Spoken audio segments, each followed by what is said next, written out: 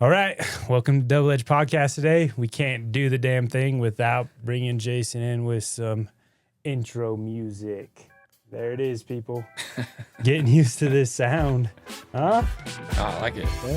It's just cool jazz. We got to give you a little bit of... Oh, there we go. Yep. This reminds me of the episode of Seinfeld show where Kramer, what did he find? Kramer found one of the talk show, like Tonight type show, like all like the backdrop for it. Yeah. And then he set up his whole house like that. So anytime anyone went in, just walked into his house, he'd be like, oh, hey. And he was always like hosting an episode of that show. What was the show, though? That was way before our time anyway. So Kind of. I mean, Seinfeld, there's a lot of memes that have been coming out, like scrolling through the gram. yeah. And it's made me kind of want to go to the beginning and like watch all the Seinfeld again because there's some classic one-liners in that. Oh, so good. That's probably the most serial killer thing I do is I watch Seinfeld first episode to last episode, and then I just repeat it. Really? So if I can't watch anything, like if I just want to relax, decompress, whatever, I literally put on Seinfeld from the last episode, and when I finish, I just start back over. And I've been doing that for 3 or 4 years. Really? Yeah. So you've watched them all? Multiple times. Okay. It's probably the one thing, not the one thing, but my poor wife is what I'll just say. She's she not puts a up with, Seinfeld fan? no, she is, but she, Burnt out on it? she walks in the room and it's like, oh, Seinfeld's on again. It's like, it's a bad day. Stressful day. Stressful day. Stressful day. My hip felt like it was going to explode today. Yeah, exactly. No, I'm going to have to do that because I've never watched like a consecutive season. Okay. It's always been sporadic, like episodes on here, episodes on there. I've never like watched the whole storyline. Okay. And there's so many good one-liners. Like I kind of want to watch the whole storyline. I mean, that's pretty much the whole show. Yeah. Since it's a show about nothing. Yeah. So it's pretty much all one-liners, but it's amazing. All right. It's good. It's good All TV. right. I'm gonna get it. I'm pretty sure it's available on one of the platforms. Yeah, Netflix. Oh, it's straight up on Netflix? Yeah, it's on Netflix right now. All right. Well, there it is. I'm gonna disappear into the abyss and watch Seinfeld. Come out funnier. Yeah. My last show that I watched was what did I just obsess about? Landman on Paramount. Oh, yeah. Okay. That show was gnarly. That's what I heard. Yeah. I watched Billy Bob. Billy Bob Thornton. Yeah. And crazy, the oil industry. Like Yeah. you get the vibe that the whole show that is how it's really like that scandalous of an industry. I mean, I was in it. I was loosely in oil and gas for 15 years. So I was in the wind industry, but we were owned by an asset management company that was in oil and gas. So yeah, so let's I would take it back to say- that a little bit. yeah, I was in wind, and I've seen his monologue about the wind industry. Okay. And without getting myself into doing trouble, I kind of, he's not completely, He's not completely wrong. not completely wrong. He's not fully out of left field, but yeah. So I spent 15 years in rope access. I started off, rappelling off of wind turbines, doing inspection mostly for the equipment, but got to go in the field and wash wind turbines by hand. They literally wash those by hand when we first started. Now there's machines and mechanisms that'll power wash them much quicker, but it was literally with rags and simple green. We clean the wind turbines top to bottom, the outsides. My goodness. I didn't realize that because first time I met you was when I was training at Mayberry, the gym over there. Yep. And I remember taking the trash out one day and you like asked me if I like work out at this place or whatever. And you're like, yeah, I do CrossFit and stuff. And we'd cross paths over there. Yeah. So it's kind of funny now. Yeah. Oh, now you work and coach at Double Edge. Yeah, Mayberry is right there by. It was right in the same complex where we did all our rope access training. So that was the building I spent most of my career. Your adult life at this point. Yeah. And so it's funny that we cross paths at competitions and such until fast forward to 15 years, and here I am now with you guys. So how did you end up as a member at the gym? Joel. Okay. I knew Joel way back when he first started CrossFit. He was at Black. Yeah, he was at the same gym. Like Tiffany was there. So way back. Tiffany was there. So I knew him there, and then they they closed shop. They sold closed shop, and when they closed, the new owner moved the building, and I didn't like where it was at. It was really inconvenient. So by then, I knew enough people in the industry to like kind of pick out which gym. And Joel hit me up and was like, "You need to be here. Like this is the gym to be at. Just come and come do like a class with him." And so I did a class, and then he was having me do sub coaching. Yeah, I remember that. So I'd help Joaquin, like when you guys had the 2 coaches thing going on. And so I would do the lean classes, or I just walk around and do demos and stuff like that. So I was doing that for a while. And then my job just became too much. Like it was very demanding. Once they got bought out, and you moved up. Yep.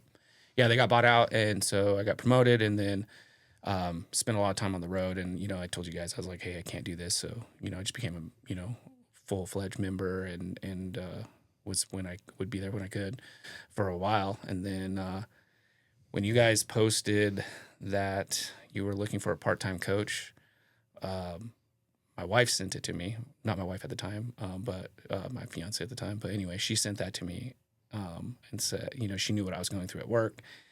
And not only that, but a lot of people sent it to me that are members. That's funny. That I'm friends with. And it was like, ha, ha, ha. And then when I saw, my wife later that night, she was like we're dialed. Go talk to them. So came and talked to you guys. I brought it up with Jake, and Jake was like, we weren't even thinking full time, but, we could, Yeah. And I met with you, and fast forward to April 1st. So I've been here for just over a year now. Yep. Yeah. Started on April 1st. Damn, time flies by. Quit my job, changed my life completely. And it's been I was thinking because, we're going to do this podcast. So you start thinking about stuff. And 2024 was crazy for me.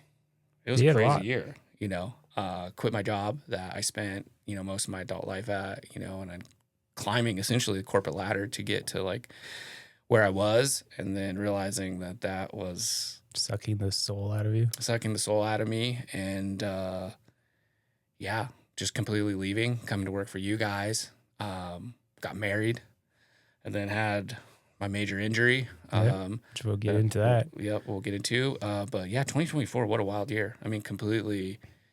You go from being on an airplane every other week, before COVID, it was almost every week.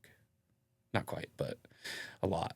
And then COVID, we weren't traveling. And then after COVID, it was going back to, once to twice a month to working with you guys. And it was just such a drastic, at first it was hard, very, very hard, drastic change, but it was a good change, and it was a change that needed to happen. And now everything's trending the right way, as far as my fitness and health and mental health for sure. And so I'm very close to probably being the fittest I've been since I started CrossFit. That's awesome. I'm just barely off of those markers, but I started CrossFit when I was 30, so you've been over a at decade. it, yeah, over 10 years. Yeah. Hell yeah. So to backtrack just a little bit, introduce the guest on today's podcast, Jason Nijilski. Yes. Sometimes I come up with the assumption, because chances are pretty much only Double Edge listeners listen to this, but maybe future people. And so Jason, one of our full-time coaches at Double Edge South, he also helps out at Midtown, so he gets between both from time to time. Mostly at South, he coaches the evenings down there. And like he just said, he's been part of CrossFit for 10 years. How long have you've been coaching pretty on and off, though, like a big block of that? Yeah. I've probably been coaching on and off for 10 years. Yeah. As I say, I remember when we talked, you told me like I coached it and did this job, and it was just always kind of a part of your life. Yep. Yeah. So today, Jason, like all my coaches, I put out, you guys, let's get on the podcast. Let's get people the opportunities to know you and share your stories and your history. Jason has pretty awesome like story and evolution, like you just alluded to. 2024 was a very transformative one of those. What do you want to say? I don't want to call it a midlife crisis, but kind of like I want to change the direction of my life, and I am miserable where I'm at right now, and I want to not be miserable anymore. I mean, a crisis. I would agree with that. It was headed towards a midlife crisis, but we we stopped it. Yeah. Right. We made the decisions as a family to change the direction, to avoid a crisis, you know, to avoid those mistakes or like very large life-changing things that could be sometimes negative. Yeah. And yeah, we avoided it for sure. I don't know if we would have got the crisis, but something needed to give. Right. Yeah. You could tell, you know, internally I remember you telling me like, I get like my fitness and I'm used to being able to work out and work on my fitness. And it's a big deal to me. I mean, you're a big outdoors guy and having, you know, general physical preparedness seemed to be a big part of your life. And with your job, you're traveling so much. The craziness of, what do you want to say, the corporate obligations of hitting numbers, regardless of, I guess, who you heard or what you got to do to get it done. Right. You know, it's just all consuming and yeah, you're just burnt out. Yeah. Is what the vibe I picked up. And the sure. fact that, you know, you're only able to get, you know, workout in here and there and you weren't happy. Yeah. And I mean, physical activity is, you know, in my opinion, and I'm not a healthcare professional, but physical activity is the first step towards any sort of mental clarity, any sort of, you know, break from the insanity of those things. And it was huge to be able to work out consistently, to get some time to then head into the next part or phase of your day, right? Yeah. So, you know, you're up first thing in the morning, you're going through the hectic, stressful, you know, you're maneuvering through the day, and then you get that, you know, like hour to work out and you decompress, and then you're ready to hit the next stage, right? I don't have kids, but, you know, you have children or you have pets. Your spouse. Your spouse is the big one, right? So you can't give to them without at least taking a break from everything and resetting. Yep. And then you're back to like into that serving mode, right? Because you serve the ones you love. And so if you don't find that balance, you're not going to get to those things, and those things are going to suffer, right? Because you need the job, because that's the catalyst to success for the whole family. Yeah. And so, yeah, not being able to work out, you know, was huge. And then, I mean, amongst other things. But, yeah. I mean, that's what CrossFit got me through. I mean, really some of the most difficult, stressful, painful parts of my life, you know, because it's a positive outlet. Yep. Right. So, you know, if you're going through any sort of breakup or divorce or any of these things that people go through as adults, you need a positive outlet, and you can't turn to, you know, nightlife and drinking and drugs, alcohol, because that's just a slippery slope and a spiral, and it's just going to enhance your problems. But physical activity, strenuous exercise, weightlifting, all of these things, they're positive, and they bring you clarity versus sending you more into the fog, right? So it's been a huge thing. It completely changed me. I mean, it changed me early on with my lifestyle choices. I always kind of had like a toe in the water, still, you know, like to party and have fun and celebrate. But in 2025, like day one, I cut it all. So I haven't had a sip of alcohol this year. Well, I take that back. I did. My dad sold his business and retired, and we toasted to a cocktail. But nothing.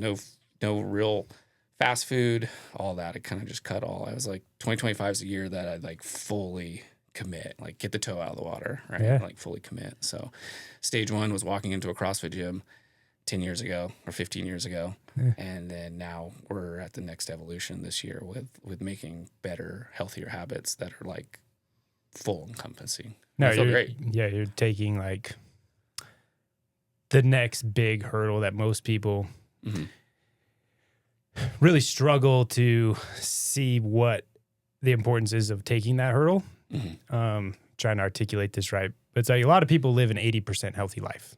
Yeah. Right? They work out 3 to 4 days a week. They eat pretty healthy Monday through Friday. But as soon as like Friday evening gets here through Saturday, it's like still drinks with friends, going out, getting shitty sleep. And it's like you did all this positive work. And then that, what is, you know, if you had 5 good days out of 7, it's like a 70% grade. It's still a C grade coming back into Monday. Like you're just resetting yourself. Right. And I guess South Gym's becoming the incognito dry gym since my brother doesn't drink anymore either. It's super rad, and the effects that you guys are going to feel both on your brain, your body, and your performance is going to be insane. It's been huge. Yeah. Last year, 2024, I started off the year with like, I'm not going to drink after January 1st, and see how long it goes. I didn't really have a goal. Yeah. And I went a while. I think it went like, pretty much, 3 months, maybe had a drink here or there, sprinkled in type thing. And then, this year I was like, we're done with that. And not that I drink in excess, but I drink casually with friends and I drink socially. But just that alone, the effect it has, as we get older, now I'm 43. As you get older and as you get healthier. Yeah, yes, exactly. As you get healthier. Like I had a couple drinks over Easter and my HRV and resting heart rate was dramatically changed off of like 3 drinks with my dad. Yeah. Because I still have the occasional drink here and there, but I'm pretty much non-alcoholic drinks only. And it's just mind blowing. The healthier you get, how much poor food choices and just a couple cocktails. Your body treats alcohol as poison. Right. It turns into acetaldehyde first, which will kill you if your liver doesn't deal with it. And then it's 7 empty calories after that. So my wife can get more weird and scientific on that breakdown. But at the end of the day, there is not one single positive metabolic function that can be gained from alcohol. No. Right? You're starving these 7 calories that you get out of it. You're starving in the woods. It's not going to provide any sort of survival for you. No. Those calories aren't going to fuel you in any positive direction. No. And once people realize, like, it's not an add to, it's a pure subtractor. And if you can't, like,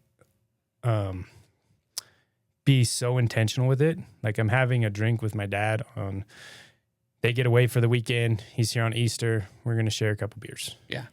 That was it.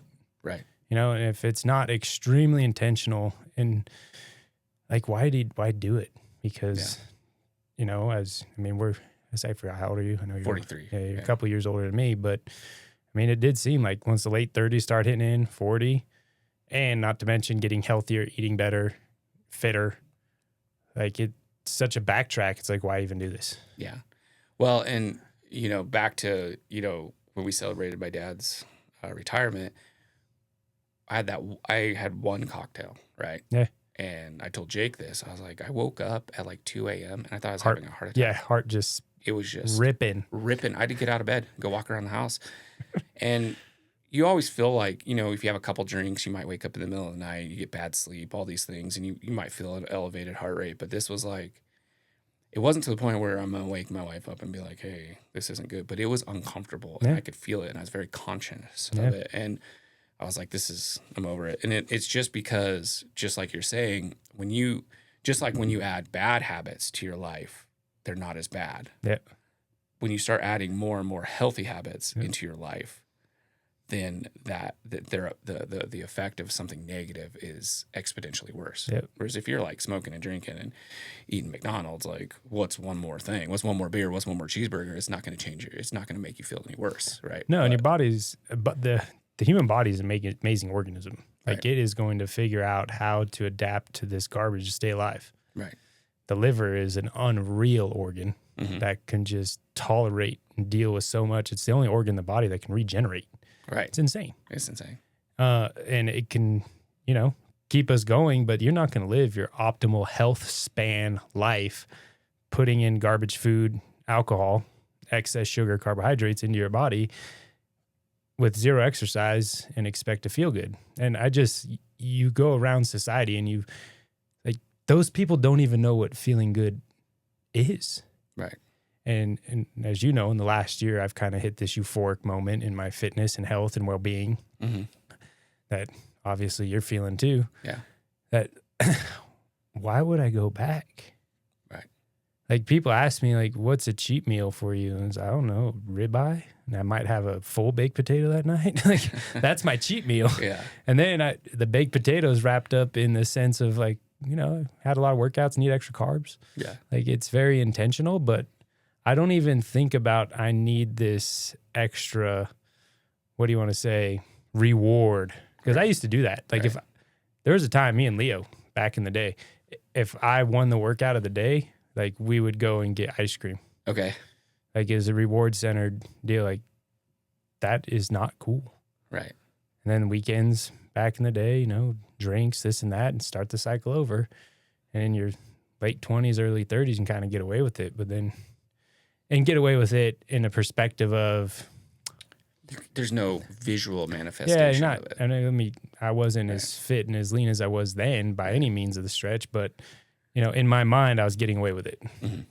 Now, if I would have got more blood work in my late 20s, early 30s, might have shown a whole nother picture. Oh yeah, I would love to. If I could go back in time and like grab me and be like, dude, who are you? I'd be like, don't worry about it, but I need to see some things real quick. I need to check your blood. Yeah, let's take a look at the internals on this. Yeah, they weren't. I mean, I used to smoke.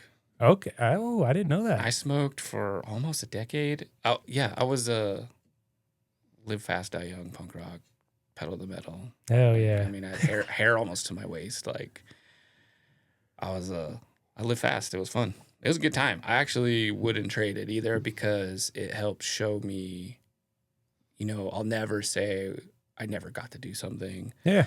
And it taught me a lot of really valuable life lessons. And in the end, I'm unscathed and I'm here right now making these choices. So it's kind of like, you got away. You got lucky. I'm one of the lucky ones, I guess. And a lot of people, my early years weren't exactly pure by any sense of the word. Yeah. So I think a lot of people do that in their younger years. Yeah. I think it's normal. It's at what point in our life do we say, hey, this isn't good? Yeah. And unfortunately, it's a lot of people aren't figuring that out. Right. They're not making the changes. And then all of a sudden, some sort of metabolic disease comes into their life and smacks them upside the head. You're on medications for the rest of your life to manage your diabetes, failing liver, like whatever it might be, that could have been curtailed if we would have caught something. That's why the younger people in the gym, I harp them on getting blood work. Like I wish I would have. Yeah. Like just once a year.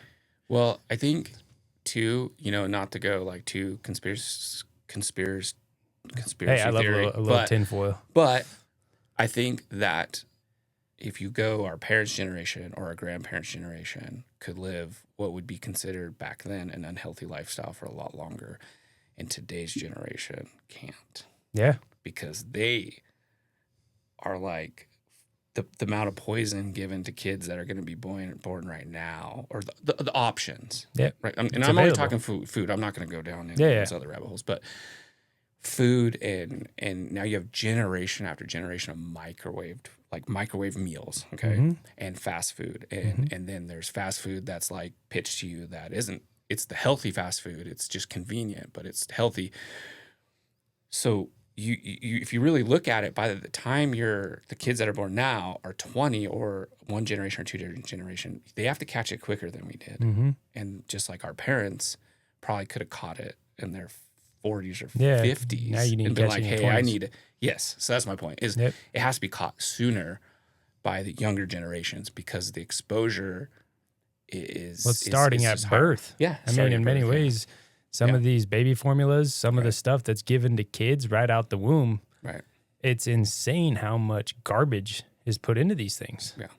And well, it's just like you can't buy, anything without sugar. And you're like, why are you adding sugar? That's not even a natural. Isn't it mind-blowing? It's because when we first, I've mentioned this on here before, but venturing the Claire's deal and looking at the additives, the colorings, the food stabilizers, and the damn sugar that is literally added to everything, things that are already sweet naturally. Right. 5 grams added sugar. Right. It's crazy. Why? Why? And some people say it's a preservative. Okay, salt's a good preservative. Or we don't need a 6-month shelf life. Correct. And I think that's the big one. I think, but then how would the two parents work 90 hours a week? No, right? and so it's just like looking socioeconomically and like opening up my lens to the whole dynamics of society. Right. I look at my wife and I and juggling 2 kids trying to live this totally whole food life with a child who has a chronic disease. It's a lot. Mm-hmm. It's a lot of work. And, cost of living, this and that. Like my wife and I, we both need to work. And it is a lot. And like I hear parents often, heard a parent this morning, you get done with sports at 7:00 at night, and it's Chipotle. Mm-hmm. You try to get the healthier option at Chipotle, but it's still Chipotle. And I was like, I get that, man. It's just right now at my juncture, it's ground beef and ferments. When we get home, the kids eat it. Right. Well, I think you can still make a choice, but you have to be very mindful and engage in doing this as a family. Right. Exactly. And you know what? You can start your meal. You can meal prep 3 nights worth of food each time you make it. If you're going to make, and I'll just say, let's use spaghetti. That's a terrible example, but let's use spaghetti. Hey, they're good. If you're not making 4 nights worth, like, there you go. Just reheat. Yeah. So what effort does it take to cook 2 nights worth? So if you have time to cook 1 meal out of the week, there's no reason why you don't throw 2 tri-tips on the barbecue. 100%. I did that on Sunday. Yeah. Easy. I'm barbecuing. I'm gonna cook an extra tri-tip, so we got meat for Monday, Tuesday. That's what we did. We had a bunch of family over for Easter. We did brunch. I cooked 3 packs of bacon, and I cooked I think we did 3 dozen eggs, even though I know that we're not gonna eat 3 dozen eggs, and we did 4 tri-tips because my wife and I were gonna, Steph and I are gonna eat tri-tip every night. So if you can cook 1 meal, there's no reason why you couldn't make it last 3 nights. And I don't really care if you have 7 kids. Like, if you have a barbecue, buy a giant Traeger, throw a whole pack of chicken. It is doable when you prioritize it. Yeah. I mean, that's just it. You have to prioritize it. And not to beat up on people that have families and don't have time. I mean, I really didn't. I would be using the same excuse when I had my job and I was working a ton. Mm-hmm. And it wasn't until I had time to really think about these things and had time. But then if I zoom out, if you go to the grocery store one time and you spend 2 hours in there, you will find all the products that you can get that are healthy options that don't have trash in them. Then the next time you go to the grocery store, it will take you 20 minutes. You need 1 or 2 trips where you just say, hey, I'm going to go here to learn. I'm going to go here to exactly. And that's what we did. Steph has a lot of food allergies. Yeah. And so once I was able to, work at the gym, I had more time on my hands. I said, I'm going to dive into this, and we're going to work with this. And it's only going to make me healthier. So it's it's great. It's a win-win. Yep. And so, we would go to the grocery store, and it was a pain in the ass a couple times. Mm-hmm. But then after that, we just know what we're going to buy. So you just, and you're out. It's the same thing. You're not. And there's healthy options for everything. Yep. If you need a bag of chips, there are options that are less worse. And you don't want to, throw out good for bad or whatever. You don't want to, perfect. Good works as well. Yeah, good does work. Yeah. And my daughter's in remission now, and, we have some quote unquote good things, chips, for instance. Like, there are companies out there. Now, I will say not everything's inexpensive by any means. You're going to pay a little more for some of these products, but it's an investment in your health. And like you said, you go to the grocery store. I remember the first couple times going after we got out of the hospital, and I kind of had a small meltdown. Right. Like, what the fuck are we going to do? Yeah. Like this, they can't get any snacks for the kids. Can't get any of this stuff. And it was, I don't know, it was like a moment, it was like frozen. Like, what do I do? And it came down to, we buy whole food and we eat whole food. And then shopping got really, really simple. Mm-hmm. Meal prepping got really, really simple. Mm-hmm. Cassie said on the last little deal, like, we try to make these fancy meals because there's foodies out there. And if you're a foodie, I applaud you. Like, if you can slice and dice and cook up these amazing meals from 3 ingredients, I applaud you. But we were trying to make these fancy meals, and half the times the kids would care less. Mm-hmm. It's gross. It looks weird, right? They don't even taste it. It looks weird. And once we just simplified everything, my daughter will come home from a swim and walk to the fridge and grab the bowl of ground beef that's always in there. There's always like a couple pounds of ground beef. Mm-hmm. It's the easiest thing to cook on, to snack on. Oh, yeah. And it's just always there. And she'll grab that and just sit on the couch and eat it like a kid would grab a box of goldfish. And these habits, I mean, it's been over a year now of us as a family, like you and Steph as a family, and then it becomes really simple. Yes. And it's no longer time consuming, and it's no longer overwhelming. Yeah. And but that's the silver lining, like I tell people, it's like, this only sucks for a couple months. Yep. And then you start. It's not even really even a couple months. But no. And if the whole house is on board, it makes it so much better. Well, I think it's imperative. That's the key to life. I mean, your partner, you have to choose a partner that's on board, and you also have to be on board with your partner, and that has to be like from day one. And when that happens, these things are a lot easier. So much easier. I mean, I got into the point in my fitness and training career, I have a real difficult time doing deep nutrition counseling with folks if the person they live with, their partner, their spouse, isn't on board. Yeah. Because I've seen it sabotage nearly 100% of the time. Oh, for sure. You know, they'll go hard 2-3 months, maybe get 6 months, and then it's over.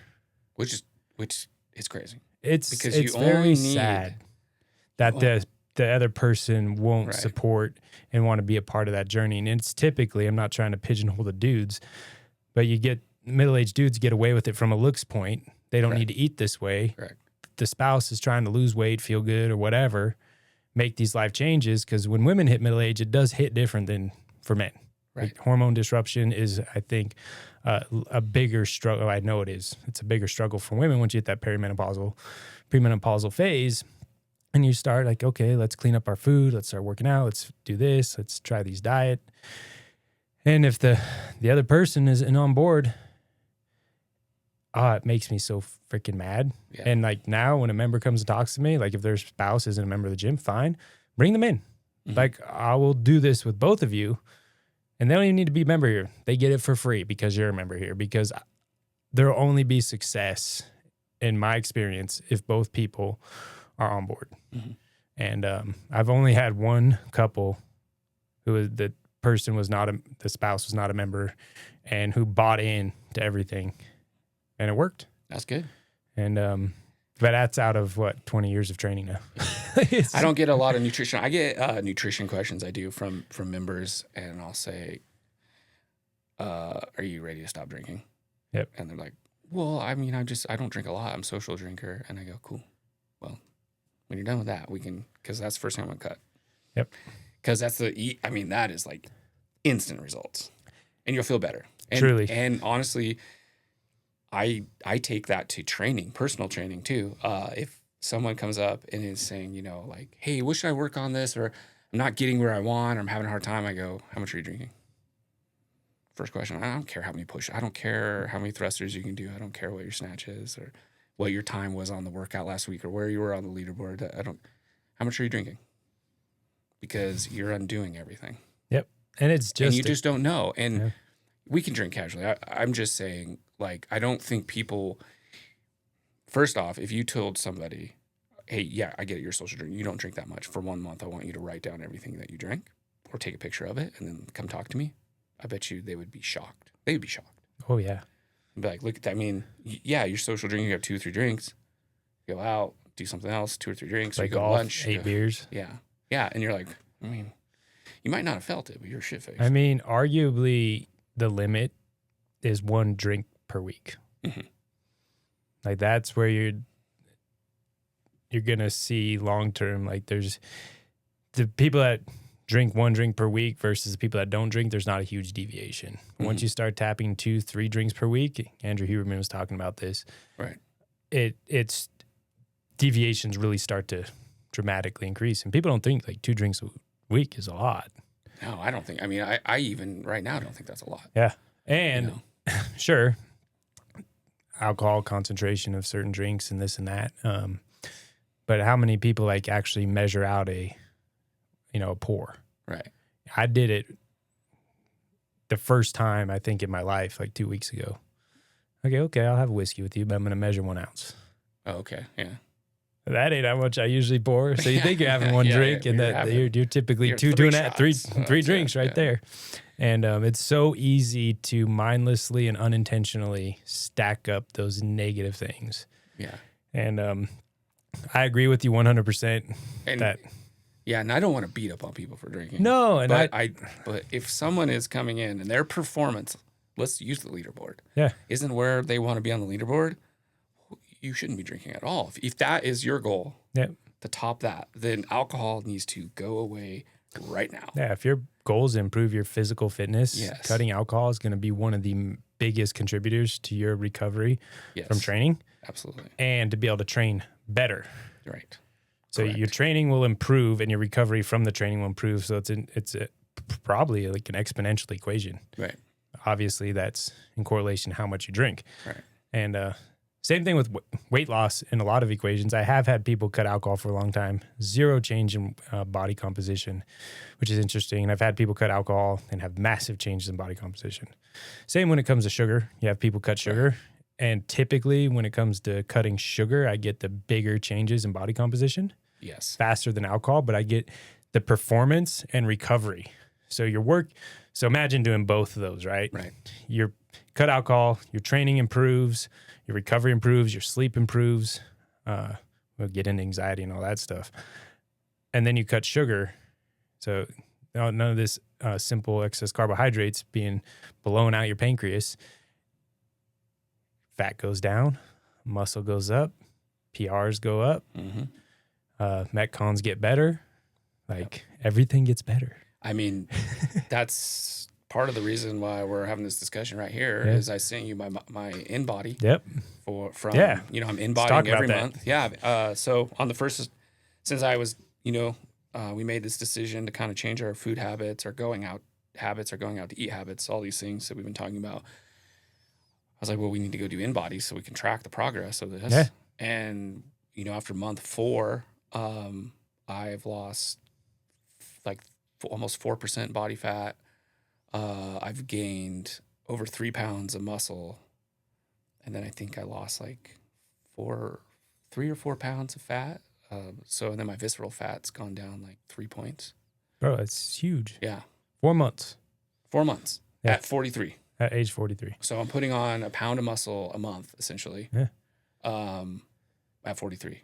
Yeah. And all I did was I stopped drinking alcohol. I stopped, we stopped going out pretty much. Yeah. We probably go out twice a month now. Yeah. And we changed what we eat and made a commitment to pretty much, if we want red meat, we have to kill it. All right. So we have 2 elk in our freezer. I say, watch out, cattle fields. Yeah. Well, we got two elk. I somehow pulled off a bull elk in 23 and a cow elk in 24. So we are stocked up. I just put in my tags. Yeah, I always wait till like the last day. We're gonna also be moving and remodeling. We're at that house that we're buying it from my parents, so we're gonna remodel it. And so we might be like mid not having a kitchen. I got you. So I'm not sure yet if I'm gonna put in for We'll put in or and if just I'm get gonna the put in points. for points, Yeah. or if we'll put in and then turn in the tags for Yeah. points if we can't go. Yeah. But we're still on the fence. But I always put in like the last weekend before the close. I don't know why. It's just ritual. Hey, we got to hop on this weekend, Yeah. and do that. But yeah, I got lucky. So, Bro, food went that way. I'd be starving if I had to if I could only eat what we killed. Well, we did get antelope this year, but my hunting skills are still something to be developed. Well, I mean, an antelope's gonna feed. Like if that was what you guys were gonna rely on, it's that's already gone. Yeah, we smoked that thing. Yeah, so they're surprisingly small. No, I think we got like maybe 60 pounds of meat out of it. Yeah, I mean, you shoot a great antelope. If you shoot a monster and you walk up to it and you're like, oh, okay. Yeah, no, it was a cute little guy. It looked bigger. It looked bigger in the binoculars. Yeah, that's like maybe a golden retriever. No, it is true because when I quartered it out and took it in, they gave me my box of meat. I was like, all right. Yeah. But now I'm hoping to get an elk tag this year, and we buy a cow or half a cow usually once a year too. Yeah, so and we'll do that. When we run out of meat, it'll probably be this year. If we don't go hunting, we'll have to buy a half cow, and we'll go half cow. Yes, we're both eating a lot more too. I mean, I'm eating like substantially more. No, my whole house consumption, like we eat a lot, and the kids are growing, but I mean, yeah, to your point, it's like you eat healthy. I don't know. Like I still eat a lot of food. Right. And yeah. So in bodies, Yep. crushing it in 4 months. Yeah. Amazing progress. Super psyched. Super psyched. Super psyched. And I encourage everyone to do it. I think it sends you on the right path because it's printed. There's no truer form than how you're actually doing than right there. And it's kind of regardless of your goals. If your goal is Right. just performance, like you want to see muscle gain, Mm-hmm. fat maintain. And to my failure as a gym owner and leader of the gym, it was always we've had these for years, and I've never been like, what do you want to say? Push promoted Right. of it. And sadly, the number of our members that didn't even know we had body composition was an internal marketing embarrassment to me that I'm not even educating my members on what's available to them. Mm-hmm. Like you can get what places charge $50. I mean, to get a DEXA scan, I think $125. Yeah. And this is part of just being a member here. You can do Right. this anytime you want. Right. Get the data. And it's objective Right. data. And you It's can just adjust everything. hard facts. Yep. And it gives you a snapshot into what you're doing well or things going a little sideways. Mm-hmm. And it's so easy to let a year go by, let complacency slip in, and all of a sudden you've lost a little muscle, you've gained 10 pounds of fat. Mm-hmm. You're still working out, you're 3-4 days a week, but body's changing. Life demands are changing. Maybe you let nutrition start slipping again. But you do this every 3 months, it's like, all right, I know what we're doing. We're eating Qdoba or 3 nights a week right now. We need to stop this. Right. We need to put this in check. Well, and it's going to tell you the information before you see. Because once you start seeing it, Mm-hmm. it's the momentum is going that way. Yeah. So if you're like, I look great, you're still like the way you look naked, but you've been slipping for a quarter, Yep. 3 months, and you've been slipping. Well, if you're doing a regular in body, Yep. you get a printout and you go, oh yeah, okay, I am. But if you wait till you get physical signs Yeah. that you're slipping, that's hard. Yeah. No, That's and hard. it's I mean, when I got injured and I just kind of like let myself,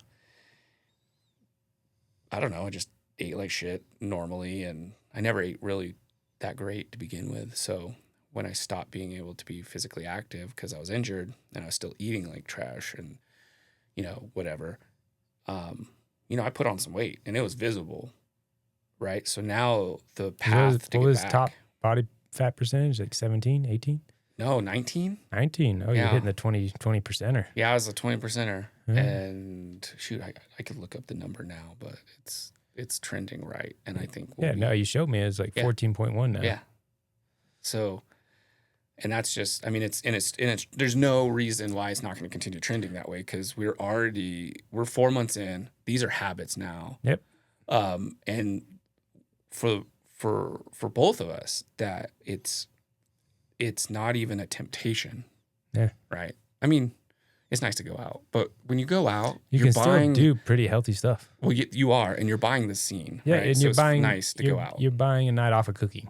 Yes. You're buying time to have a conversation versus in our house, the hustle and bustle of the dishes and the kids and this and that. Like we're buying to have a moment together. Right. And that's what we're paying for. But Right. we can still order healthy food. Correct.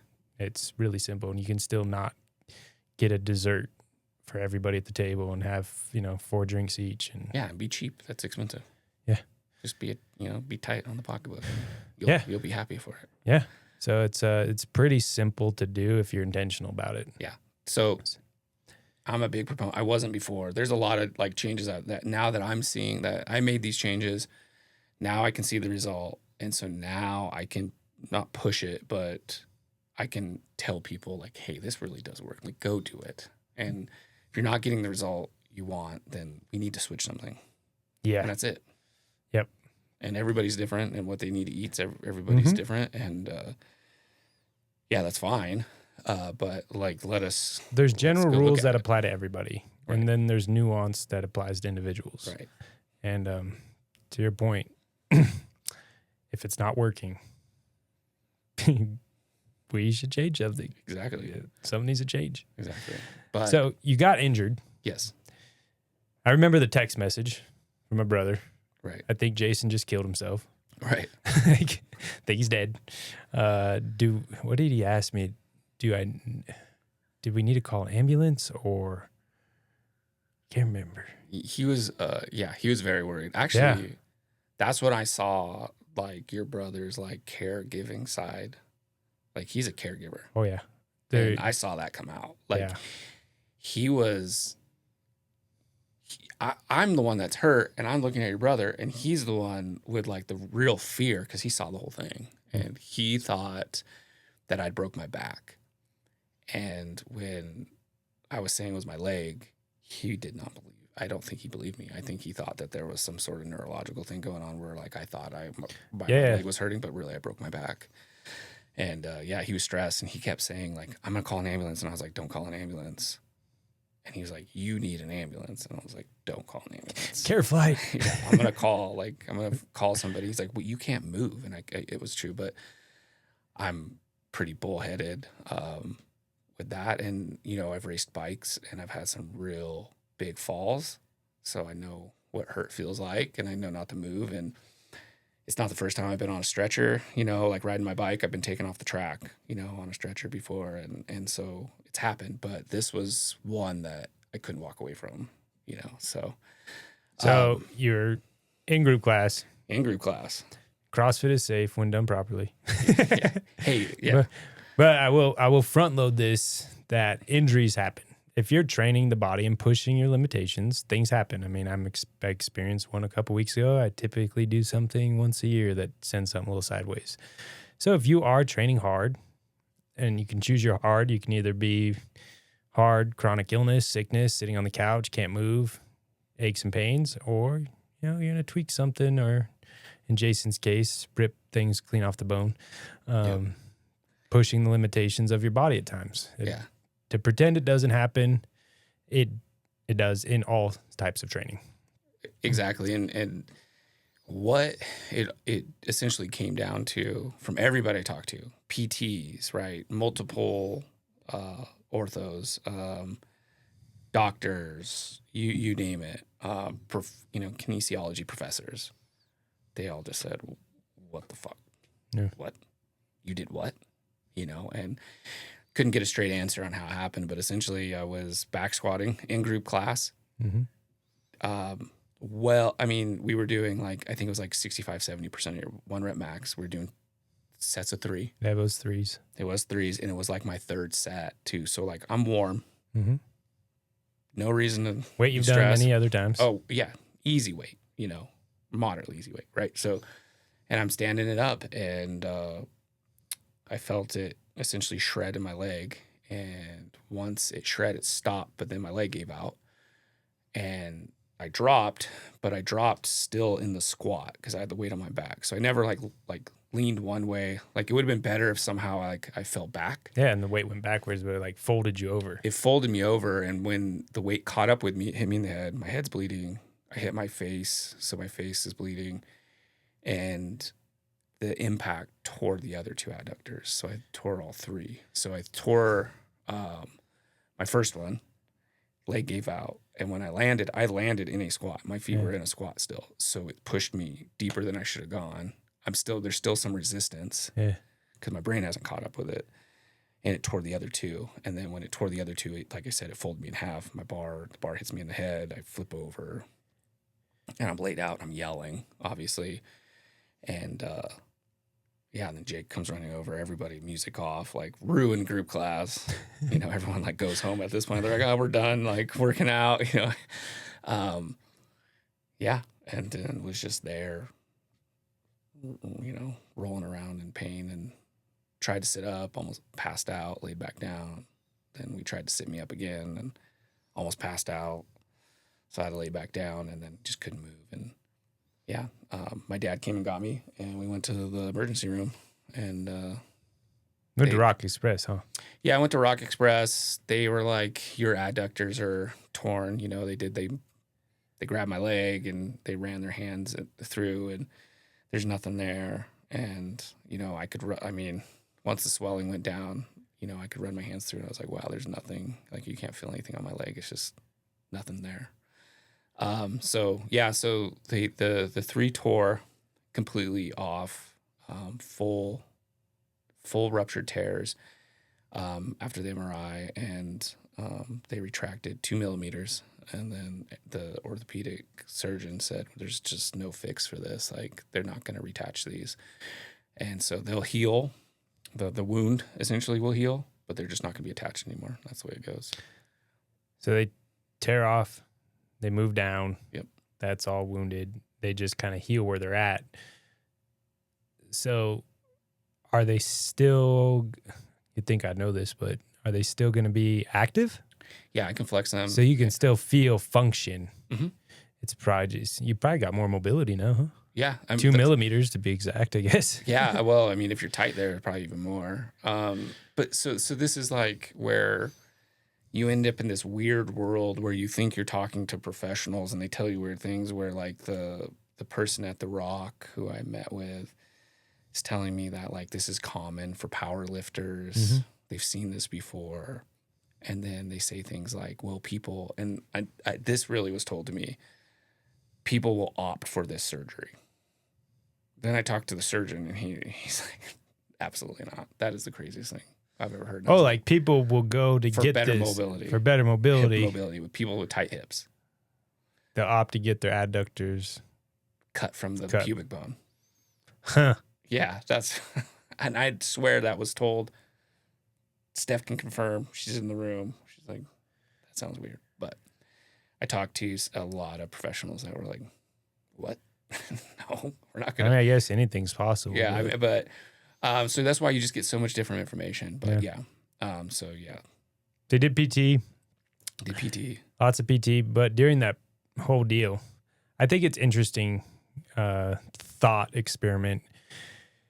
Like, I've trained through a lot of injuries. It's just, me too. Growing up, being an athlete, if you will, you get hurt and you can't just stop. And over the years, I've learned a lot about myself, my body, very in tune with my body.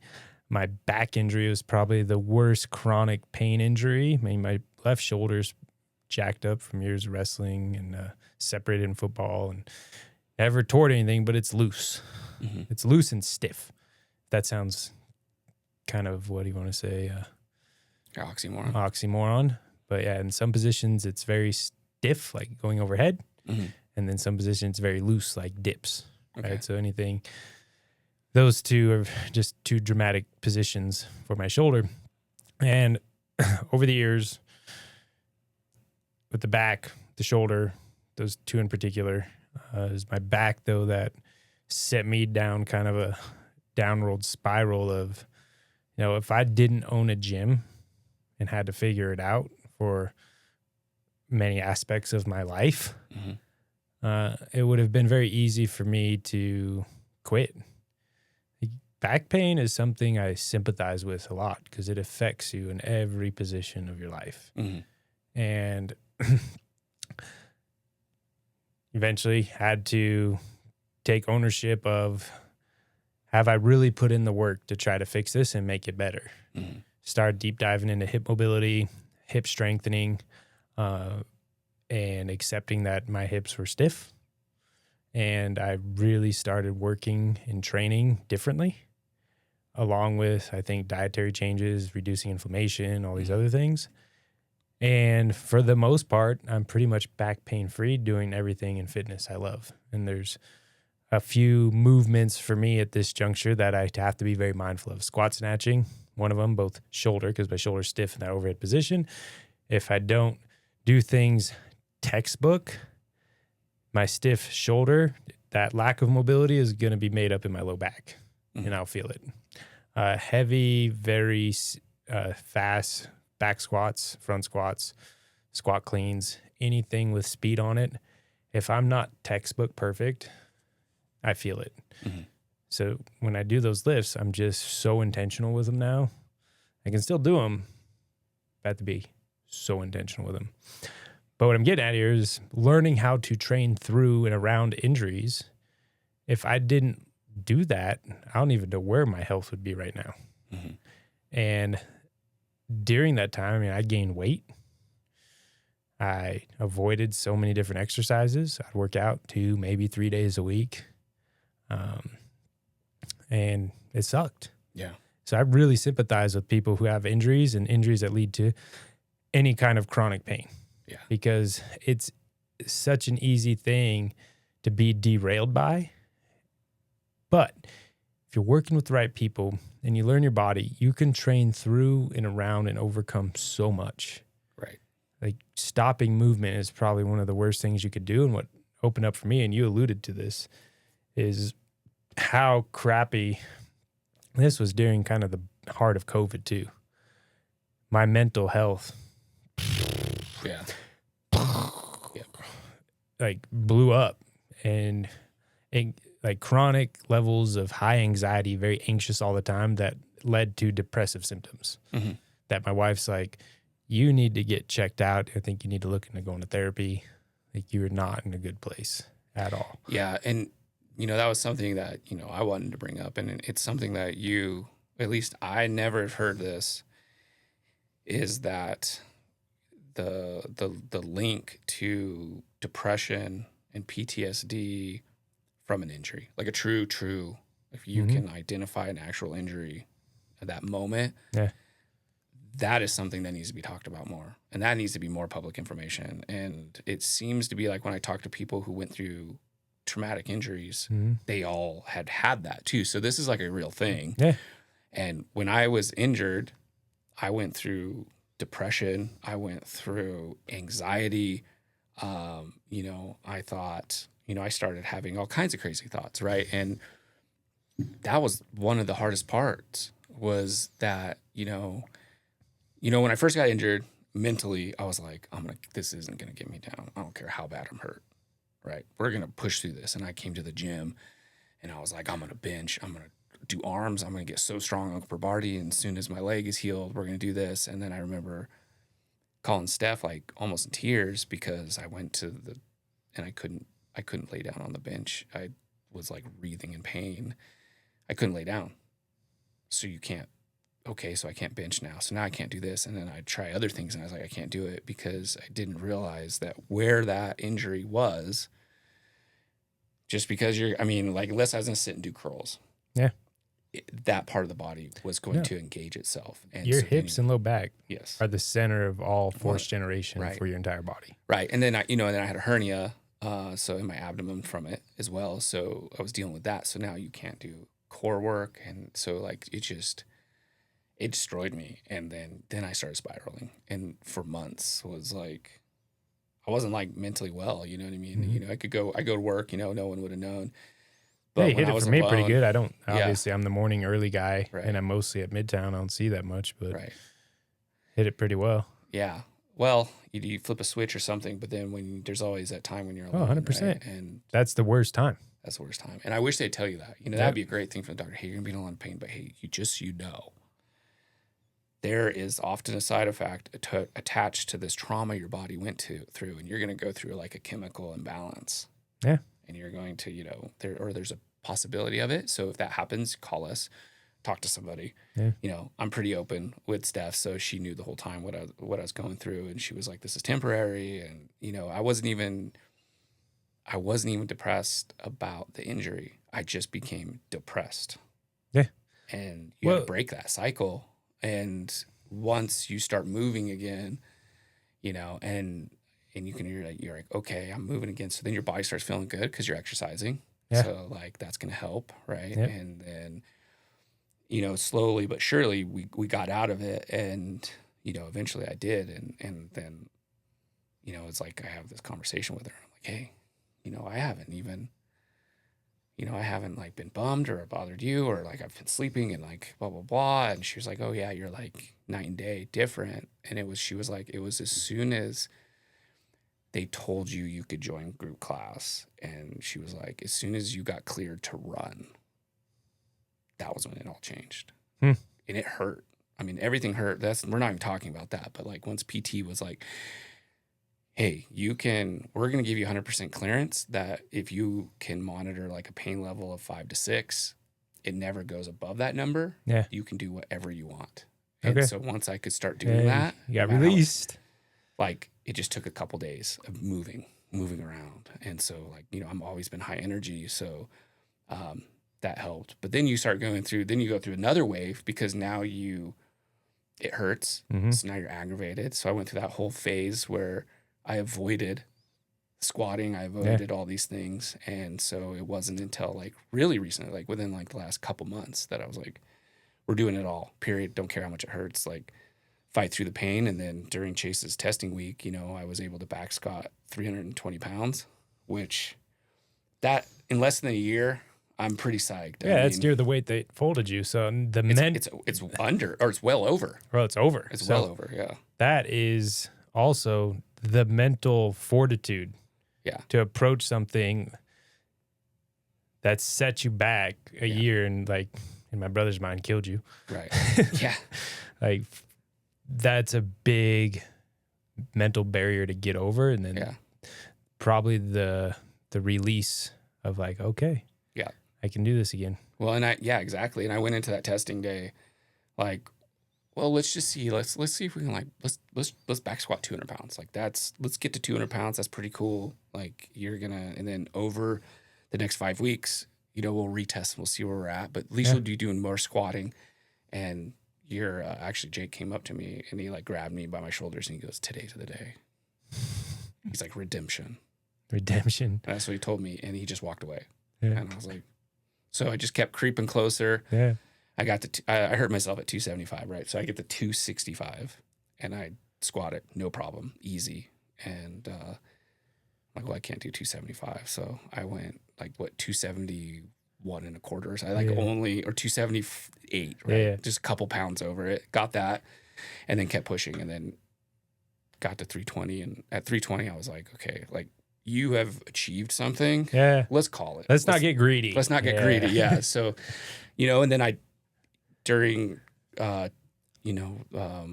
Jake's recent phase where he had a sumo deadlifting, I had a lifetime PR.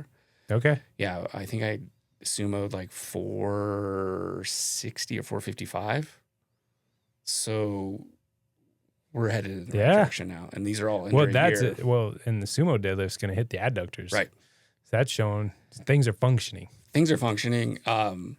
It's the scar tissue. And they basically said, you're going to tear it. And then, you know, you're going to cause like the fractures. And as you stretch it and tear it, the scar tissue will eventually grow lengthwise, essentially. Mm-hmm. Right. And so once it does that, once you get the scar tissue to change direction, they said you should be pretty much pain-free except for flare-ups. But so it's just have to do it and put my head down and stretch really well and just grind it out. And that's where we're at. But the in-body says it's working. So no, it's working. And I'm also seeing you on the old leaderboard. Like Jason's back. Yeah.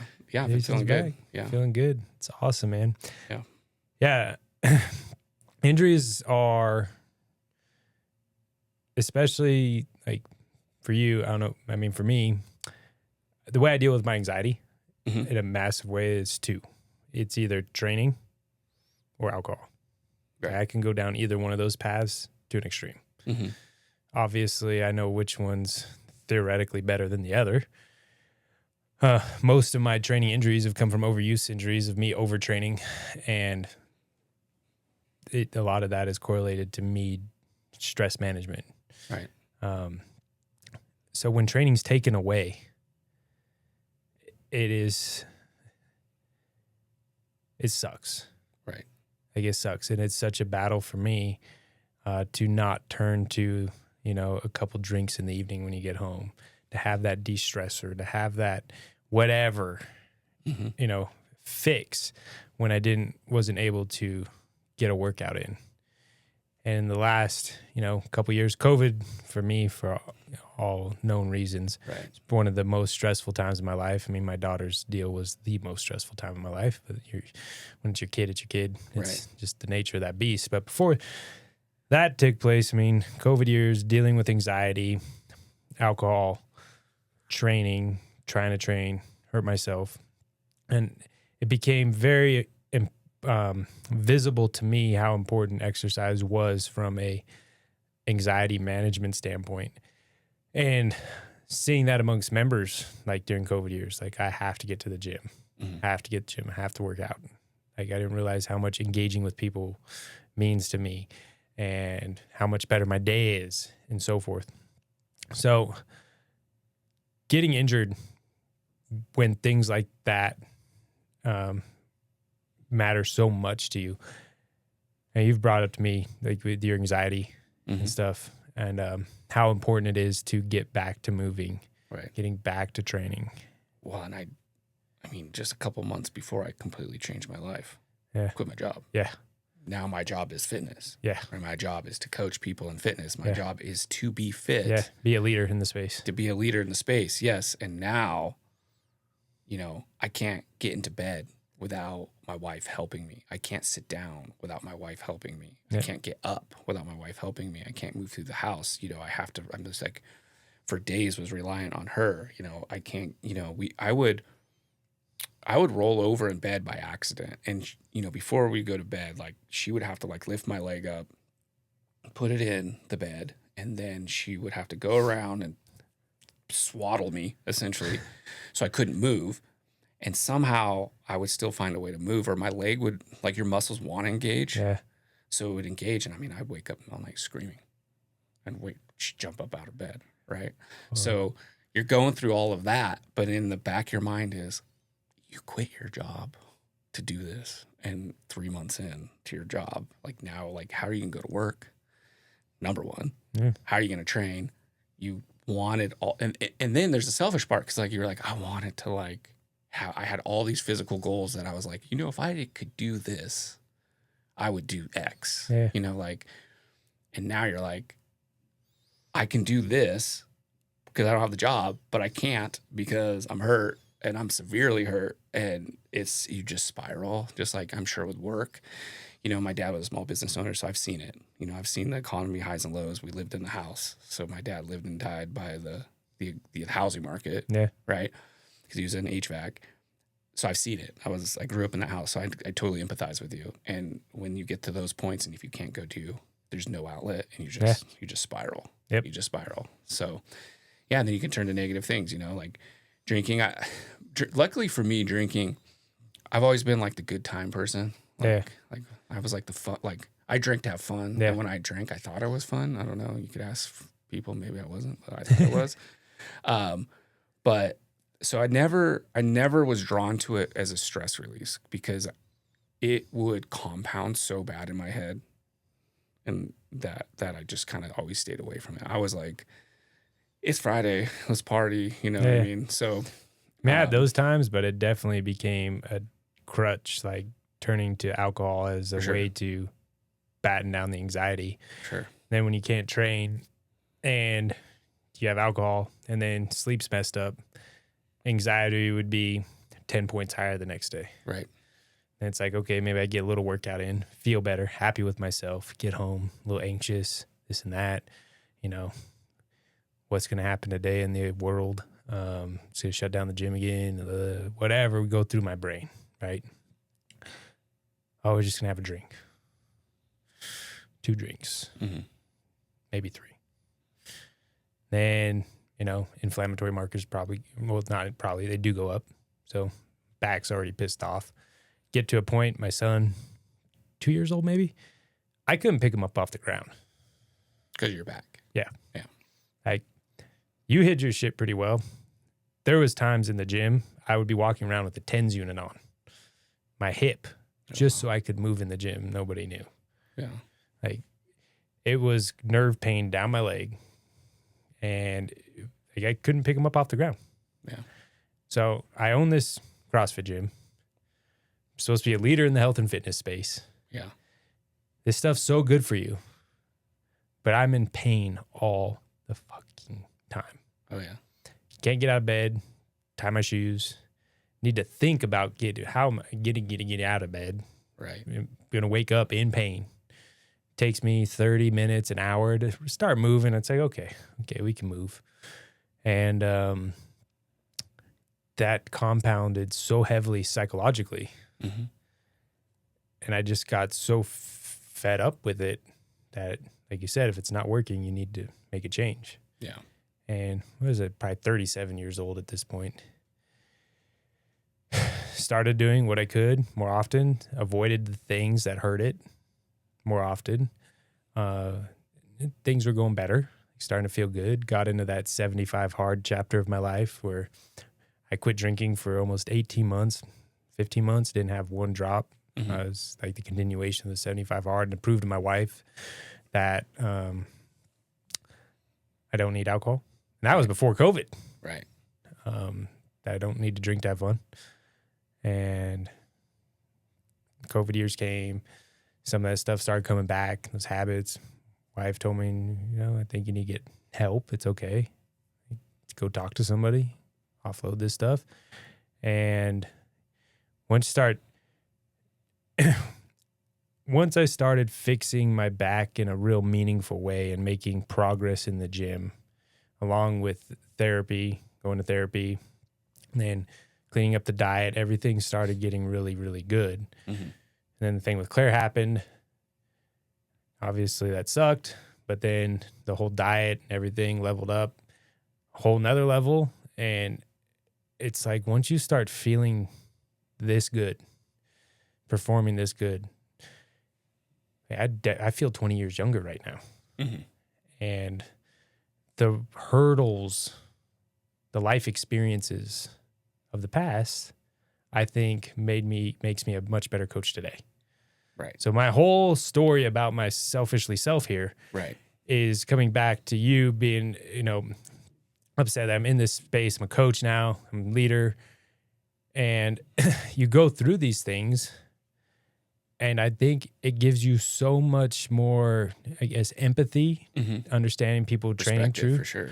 injuries. Yeah. Gives you knowledge and empowerment to help people through these injuries. Like my confidence and knowledge of helping people with back injuries and helping people with spinal stuff as a trainer, exponentially different today than it was 5 years ago.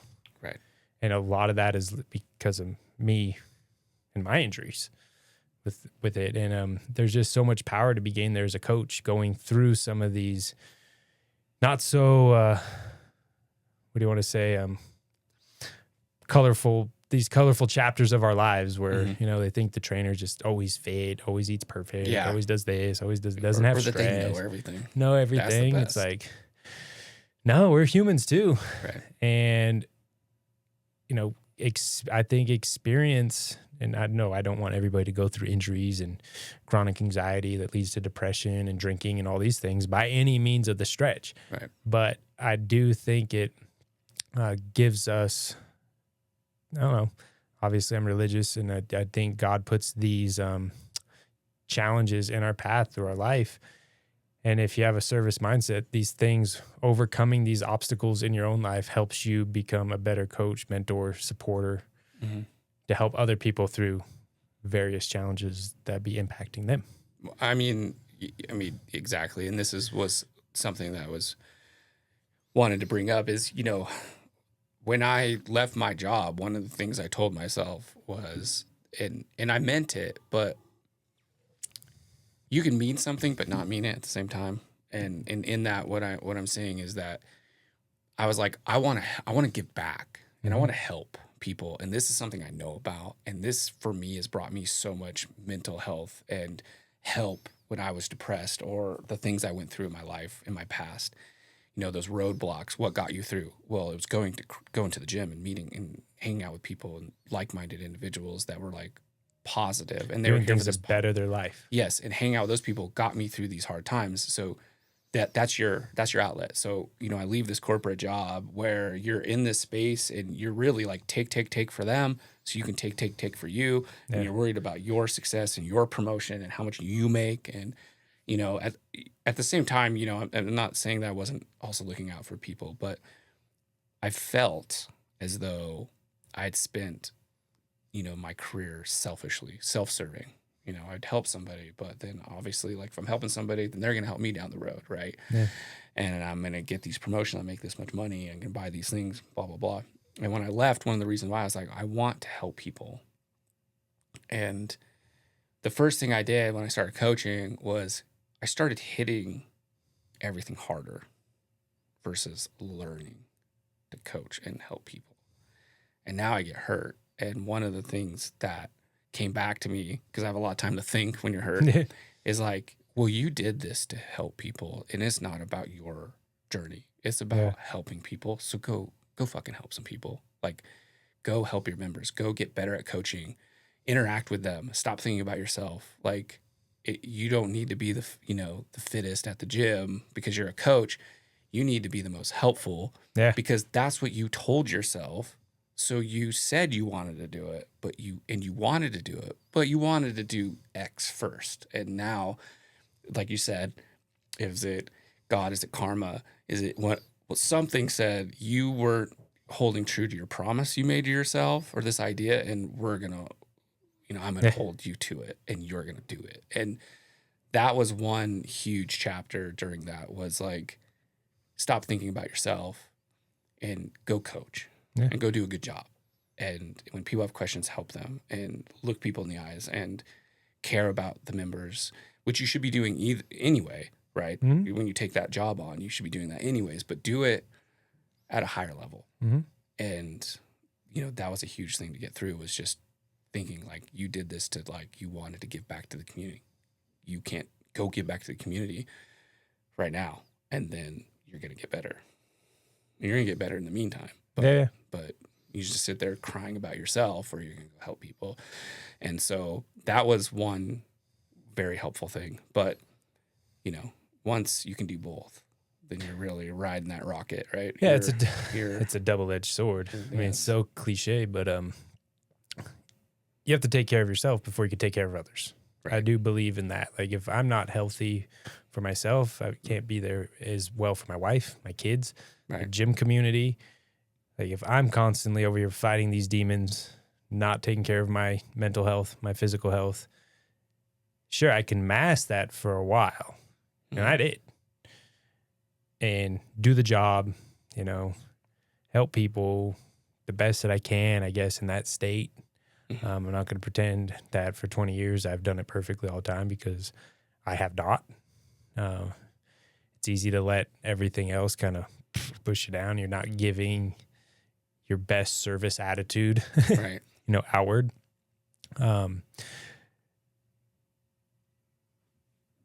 In that, like, I've wanted this gym to burn down. Right.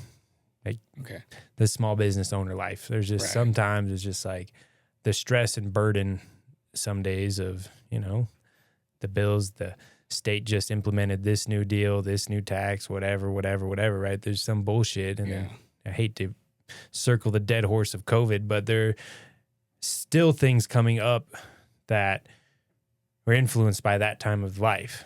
Right. And it's just like, what the fuck? Right. Like, why? All we want to do is help people live a healthy, fit lifestyle and be able to pay our bills to keep the ball rolling, to keep helping people. Yeah. And I had a moment in the last, probably about 2 years ago that God obviously wants me to be in this position because there's been so many times this thing should have been shut down. Mm-hmm.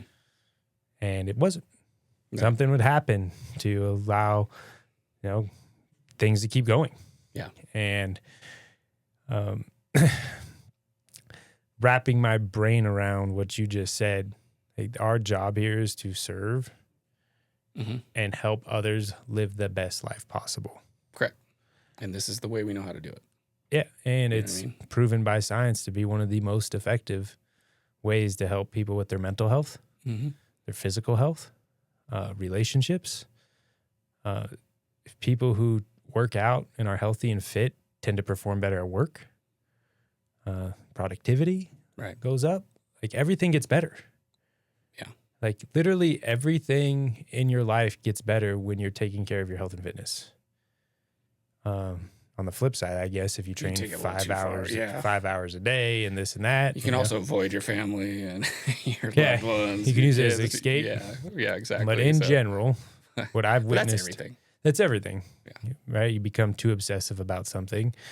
And, like, I know the perception is I train all the time. Like, what'd you tell me? What's one of your hot takes? Like Derek would be a serial killer if he didn't get to train or something. If you didn't own a gym, you'd be a serial killer. I just said that to Arthur as a joke on the side. And then he really put me on the spot and made me say it. He did. I think those videos come out in May. Yeah, do they? Yeah, hot take on everything. But I mean, my training bucket is 1.5 hours a day. Right. And I've gone through periods of my life where even owning this gym, where I might work out 2 hours a week, 2 classes a week. Mm-hmm. Some weeks don't work out. And in the last couple of years, I made the commitment to myself that this is a no option excuse. It's 1.5 hours. That is my training block. I can fit group class and any little extras I want in there. Extra might be a sauna. Extra might be a bicep pump. Mm-hmm. And blocking that time out has been a massive deal for me for my mental health. Right. Like it is a time that's not influenced by schedule change outside of my kids. Kids get sick or this or that. But man, there are still days that happen where I don't get my workout. It's not the end of the world. But it's not a lot, but it's consistent. And I say that's probably the biggest change that I've made both for my physical, mental health, and evolving my own fitness is just making that kind of a non-negotiable for me, that this is my time. This is when I work out. That's it. Yeah. And doing that for me and making that commitment to myself is, for me, it's made me a better coach. Yeah. It's made me a better father, better wife, a better husband, better to my wife. That's fine. Yeah. However you roll is cool. And granted, I know I'm the gym owner, but anybody makes that commitment to just, this 1 hour a day. Right. Has such a big impact on all these other aspects of my life. How can you say no to that? Right. It's one of the most positive self-improvement things you can do for every aspect of your life. Yep. And if that's the message that I can help get out there and then also facilitate inside these walls, that's my drive now. Yeah. And it's cool. You end up finding, like screaming with the members when they get a PR and you know what I mean? And people helping people. It's weight loss goals. You tell somebody like on these testing days, you tell someone like one little insignificant thing that they did, like, hey, your knee did X, or you kind of pulled this way, or whatever it is, right? You tell them like one thing, and sometimes you don't have to tell them something other than like, just go fucking do it. Yep. Just go fucking do it. Yep. And believe in them. They get it. And that is super rewarding as a coach to get to share that moment with the members too, that like, man, I've watched that person work so hard and then they got it today. And that was pretty badass. So it's super rewarding. Oh yeah. As well. When people to get to be part of that, like, it's like, hey, come in, you should do this. It's good for you. But then they do, and then you get to share that moment, and then everything became worth it. It's like, I'm in the right place. I'm doing the right thing right now. This is where I should be. 100%. And there's instances that happen each and every week that just draws me back to that. Yeah. Say this person hit this goal. This person, this pain is gone. Right. One of my favorite things to do coaching wise is modify workouts and adjust things, helping people train around injuries. Right. And seeing people overcome injuries, come back from injuries, and thrive. Yeah. That makes me so happy. For sure. Makes me so happy. And then obviously the weight loss goals, the PRs, and all the good fitness things that come. It's just, there's no, like I tell people, I'm just going to keep coaching till I die. Right. It's like, why wouldn't I? I get to help people. Yep. I get to be around healthy, fit people all the time that care about their health and long-term health and fitness, and I'm in an environment that, keeps me healthy. Right. Like, it's all good. It's all good things. It sounds like at some point you realized the gym was a blessing, not a burden. Yep. And that's how I have to frame it. Even when it's a difficult month or, a couple members quit over this or that, or it's like, okay, we're still going to change lives. We're still going to change lives. And to reframe that, like the blessing versus the burden, right, is something I have to do often, but I definitely very intentional about it now. And I coaching between both gyms every week. I interact with a tremendous amount of members now on a regular basis. And the shift that happened in COVID, putting me back into coaching more and what do you want to say, managing less, was probably one of the biggest blessings for my coaching career long term. Mm-hmm.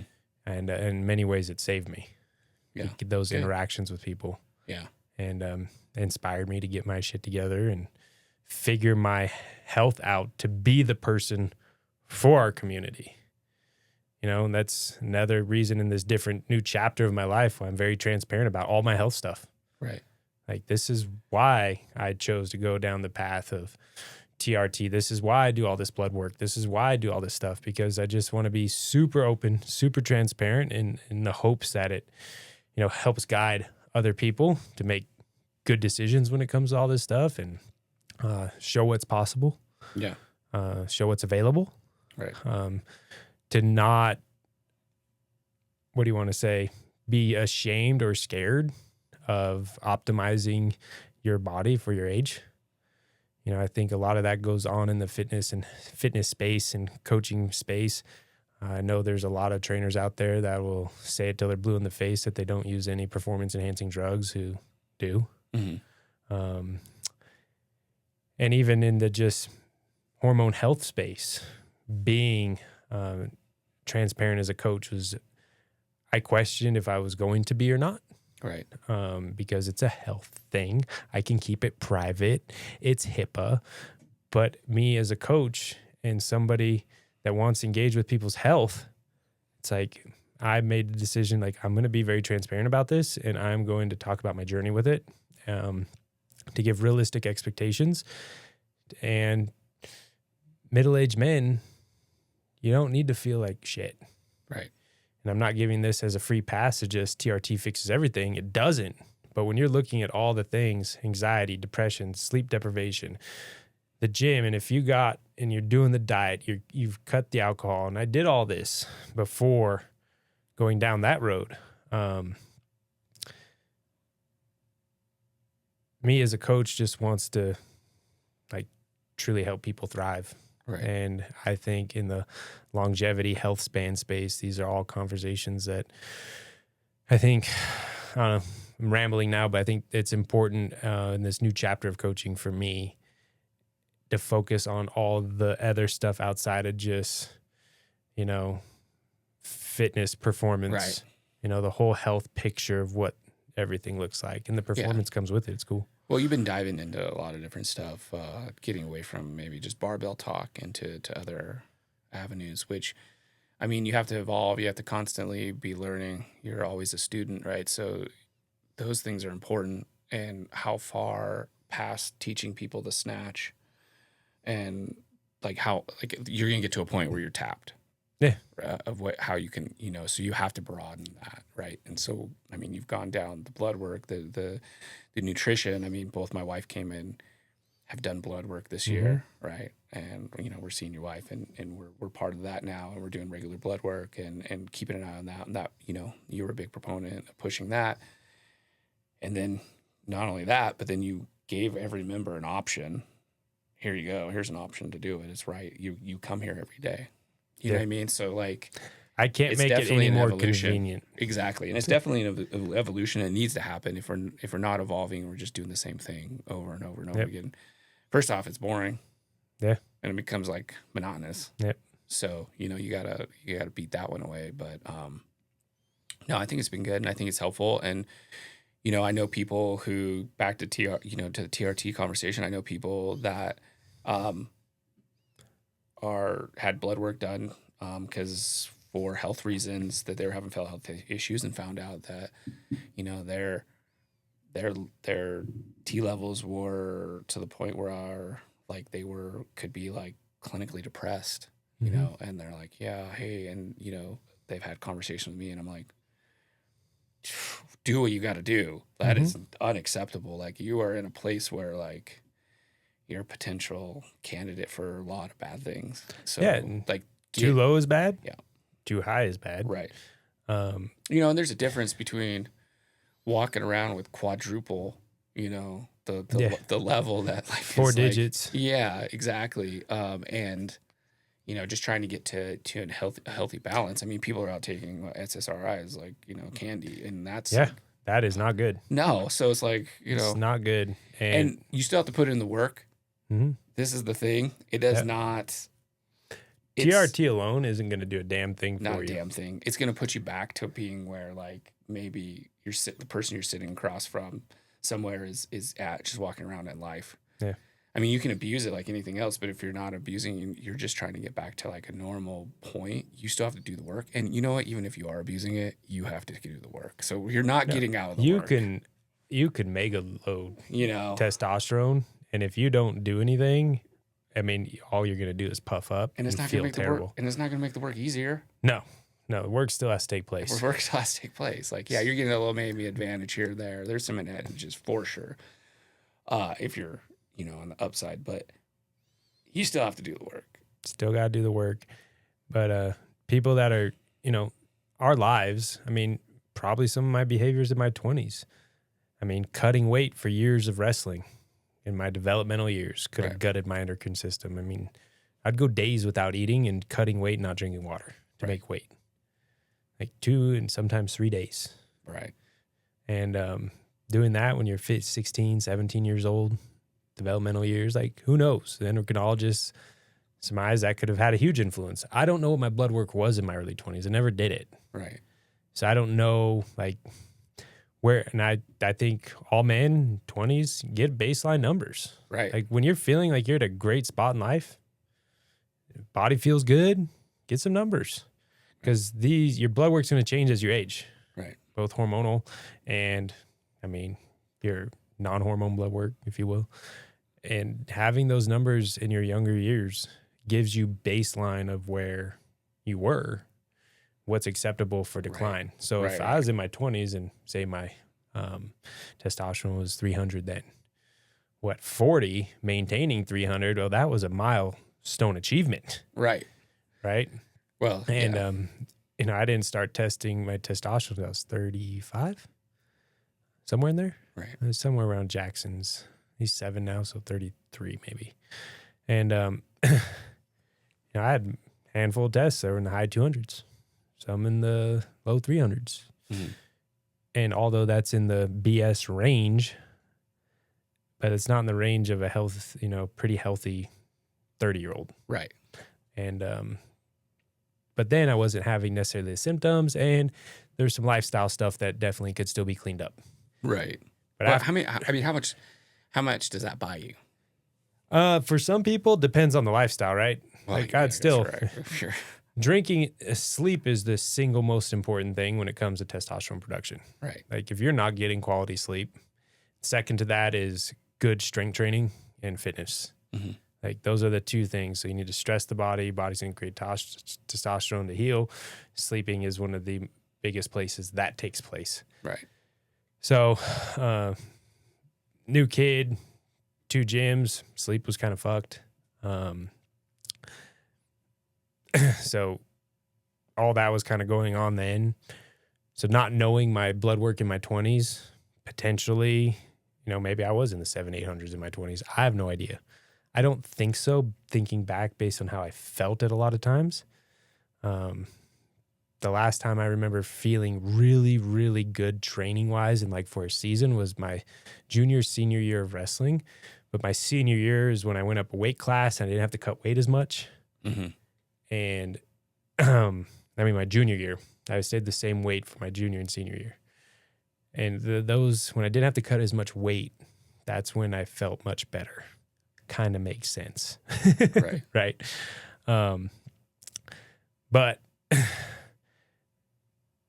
cleaning up your lifestyle, I've seen people go from, I've seen a couple people in the gym be in the high 200s, 300s and quit drinking and get their sleep dialed and, maybe stop overtraining. Right. Increasing their protein, increasing their goddamn carbohydrates. I think carbohydrates have been bastardized because of weight loss associated with them. But when it comes to training and performance and recovery, it's a big deal to eat them. Get back up in the 500, 600, 700s. Wow. Feeling great. I mean, that's huge.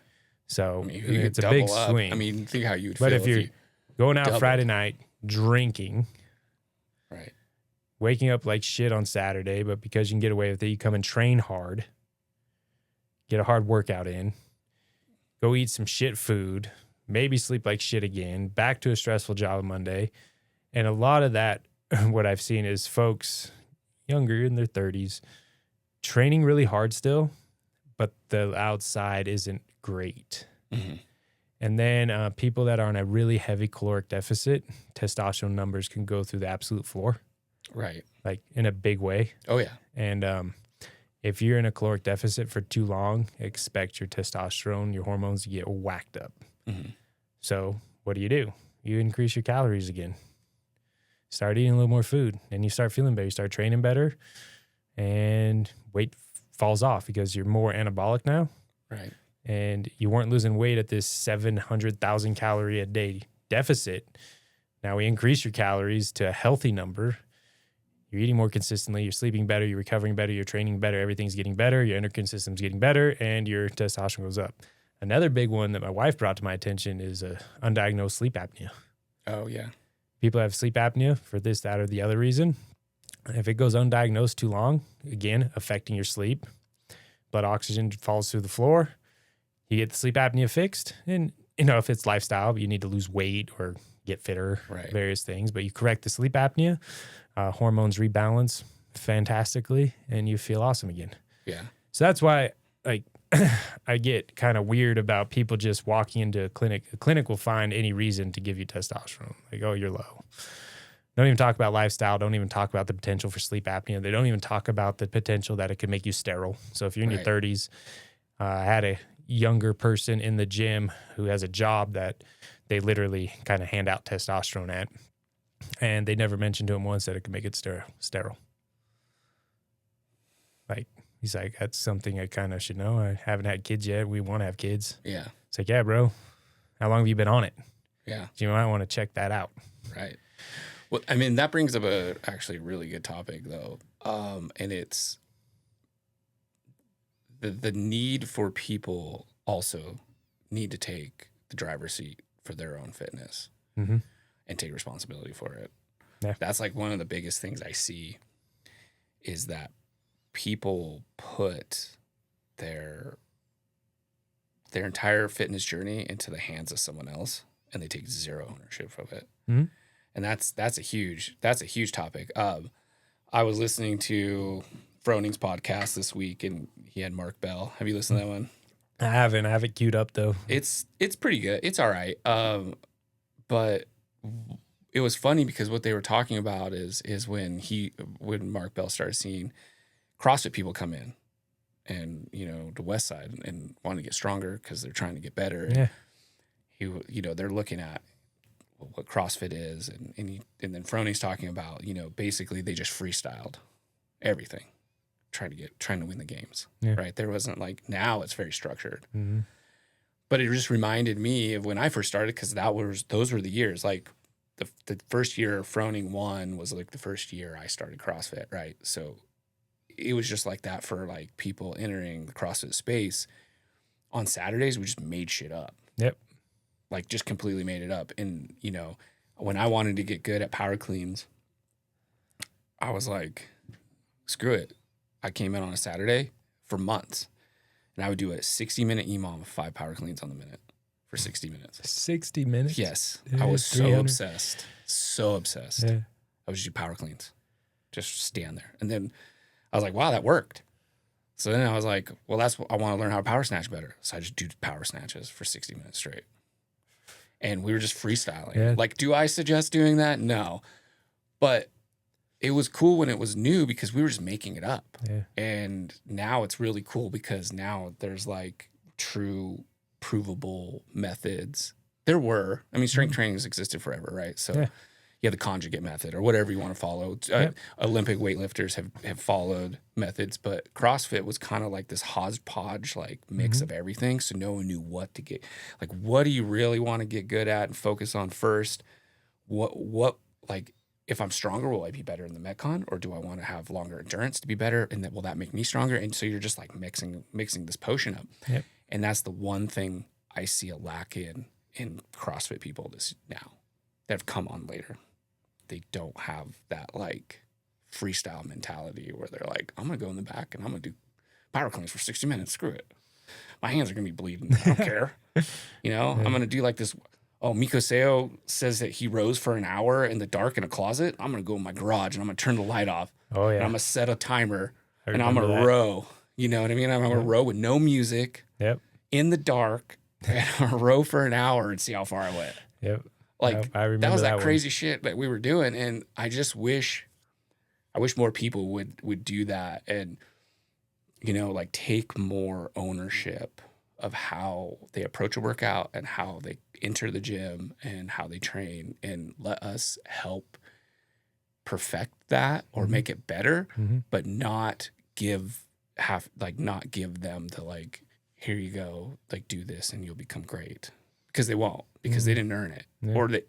So I just wish that would be the one thing, if I could see, is more buy-in for people. Like you're saying, like, well, they didn't tell me that if I start taking testosterone at this age and I'm running around with like crazy elevated levels, I could do that. It's like, well, did you read about it? Like, yeah. Did you at the very least Google?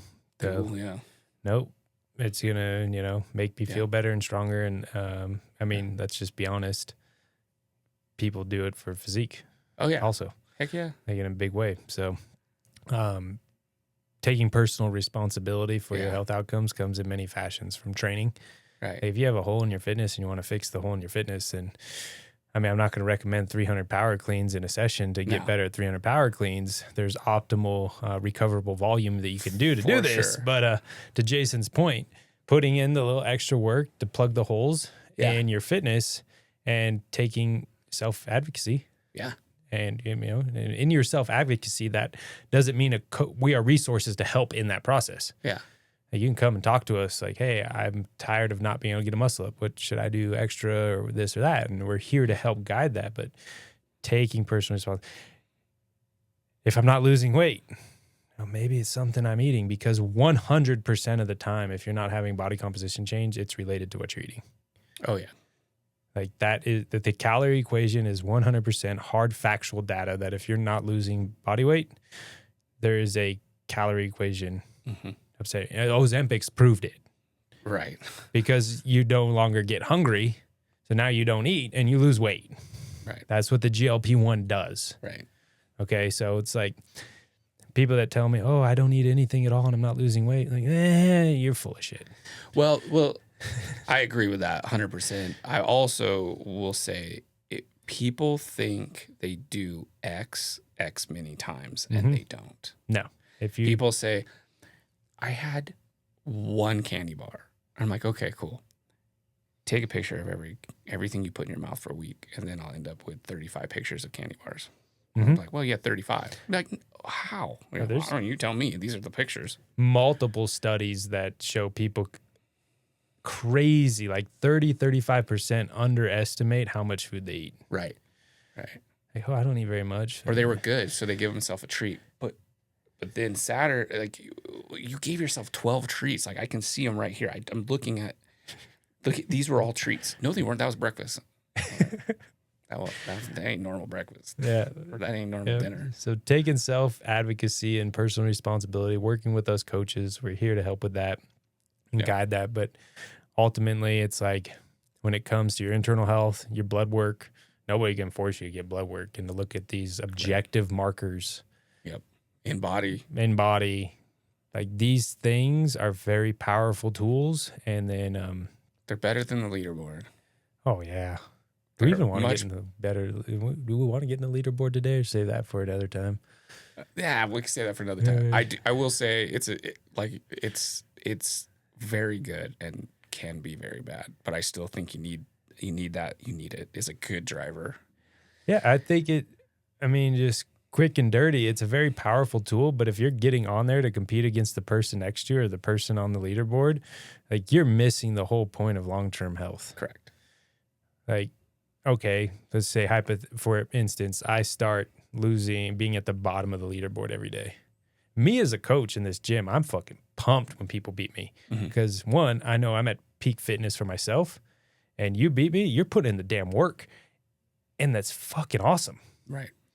And I'm a small fish in the scope of fitness. I mean, I believe the members of Double Edge are in top 1% of society, all members here. And if you are in here, you're pushing the top of our leaderboard, if you will.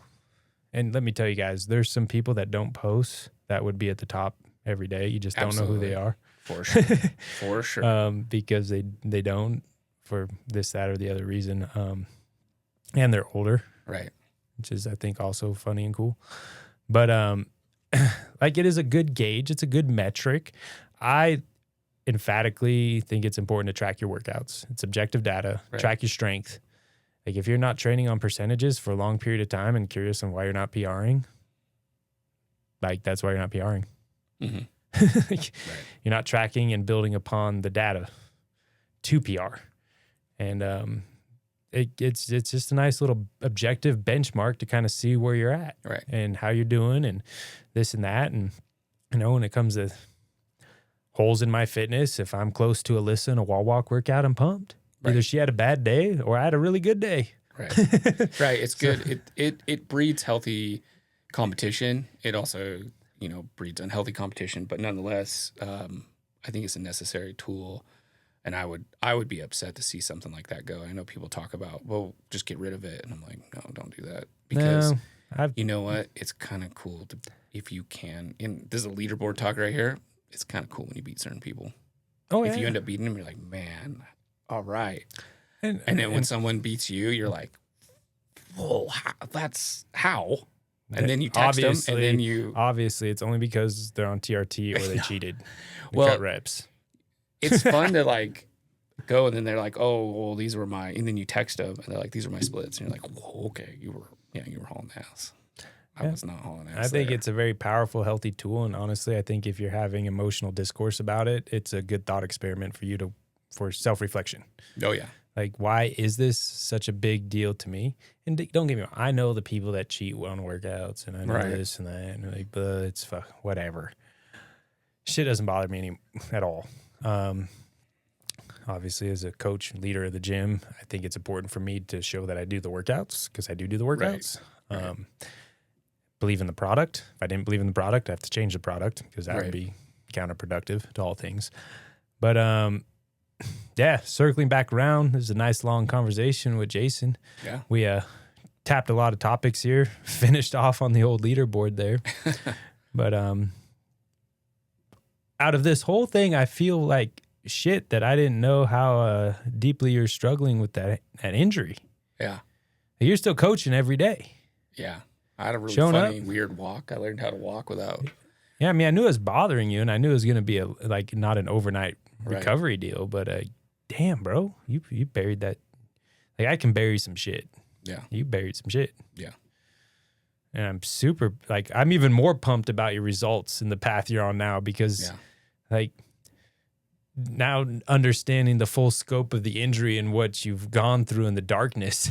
Yeah. To now back to these back squat numbers, body weight going down, the health and nutrition path you and Steph are both on. Mm-hmm.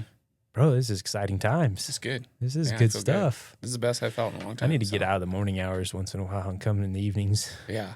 See you at South. Yeah. See Chase over here. I do not get out. Let's just be honest. I wake up at 3:30 in the morning, and by the time 3-4 rolls around and kids' sports starts, I'm gassed. Well, and it's, I pride myself in not letting people know when things are bothering me, but also, we just need to get together once a month and have a coach's throwdown. Throwdown. That. Who else was talking to me about that? Because I'd be down to do that again. Those are fun, and we could bring back some of the OG where we just throw random shit, Monster Mash. Yeah, Monster Mash it. Yep. Those are always fun. I think they're a blast. I mean, they're extremely 60 minutes of hell. Yep, unintentional training, but just totally, it's what do you want to say? A mental strength building experiment. Yep. And it's fun. It's just super fun. And it's fun to get, that group that you don't see. Sometimes I feel like, Jake and we're over there. It's me and Jake. Mm-hmm. You know what I mean? And there's a lot of people down here, and we don't really see them. And you guys come over in the morning, but you guys are gone by the time we show up. Yeah. And then we close down the gym. And so it's cool. It would be cool for all of us to, and you guys are doing the same thing here. And so it'd be cool to see all of us get in the same room and throw down and, do some like chest pounding and some ego you're all healed shit, up. And I think my adductor, we're going to test her pretty good this weekend at the tactical games, but if I'm paralyzed for the next 2 weeks, we know why. Yeah. But but I think we're back to training pretty regularly. Yeah, there's nothing I can't do now. It's just my leg endurance isn't great yet, and my strength, my repeatable strength is pretty not great. So yeah, muscle memory is a beautiful thing. Yeah, we weren't out that long to bounce back. It's already bouncing back. It's bouncing back. Yeah. Hell yeah. So we'll get there. We're almost there. All right, bro. Cool. This is cool. Yeah, man. Thanks. Covered a lot of stuff. Might generate those that's listen on. This is hour 50 minutes, baby. There we go. And the camera didn't even freeze up. Perfect. Winning. Sweet. All right, homie. All right, dude. See you guys on the next one. Again, Jason's coaching at night at the South Gym. You want to get to know him better? Come on over. Go on. Come hang out with him. And love you guys. Cue in. You got outro music? Oh, there we go. It's the same vibe until I figured out how to upload them to this. I just got to figure out how to make one. Hell yeah. But there we go. All right, everybody. Have a wonderful, wonderful day.